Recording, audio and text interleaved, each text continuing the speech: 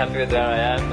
I mean, I'm extremely grateful for everything that's happened so far, and I'm proud that I've been able to achieve all the success that I've had. But at the same time, I want to keep achieving more and doing more things and inspiring and helping more people as well.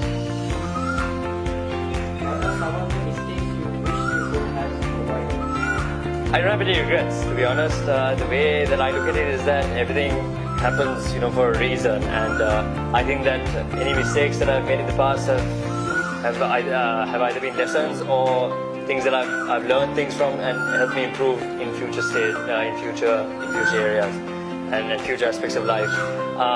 The way I view failure is that I think failure is actually a very good thing because you can learn a lot from it and you can grow, and I think failure is just a learning tool, really. So yeah. What are your sacrifices? Well, so many. Like to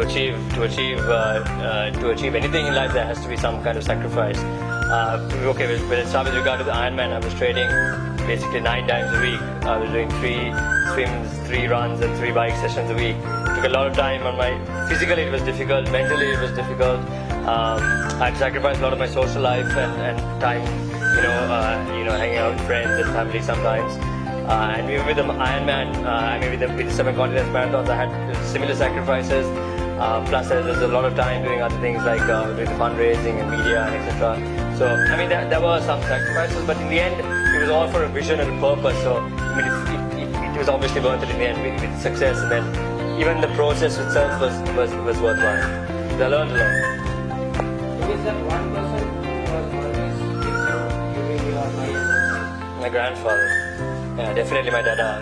He is someone. He's the person I look up to. If I had to pick one person in my life who I look up to the most, it would probably be him. It will definitely be him, for sure. Because he's such an amazing man, such an incredible gentleman, and he was there for me even when things were not very good as well. So yeah.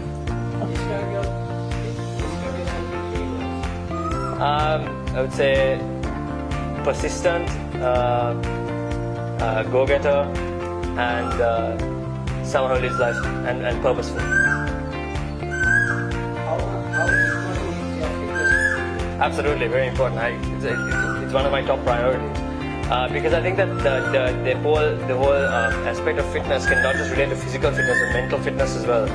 Because I think when you train every day and you discipline yourself to do that, you have that mentality and that discipline, the characteristics that you learn from it can transfer into any aspect of life, into business, into social life, into relationships, into career, finances, all of that. It all plays, it all molds together.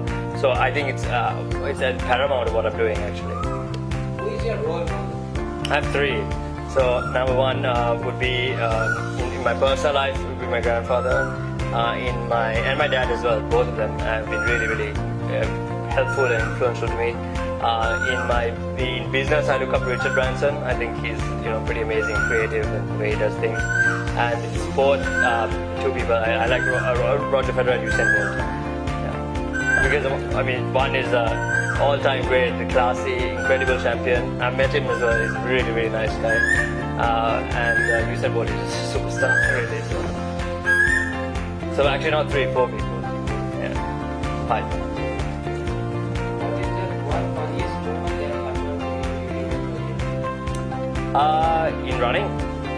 So in the Africa Marathon, I was dancing with those African runners and drummers during the African race. It was really cool because they had this like traditional African drinks and everything. So it was a really enjoyable moment because that's like one of the only times in a marathon I actually took time out and actually took photos of everything and took photos of the animals and was really enjoying the surroundings and took everything in.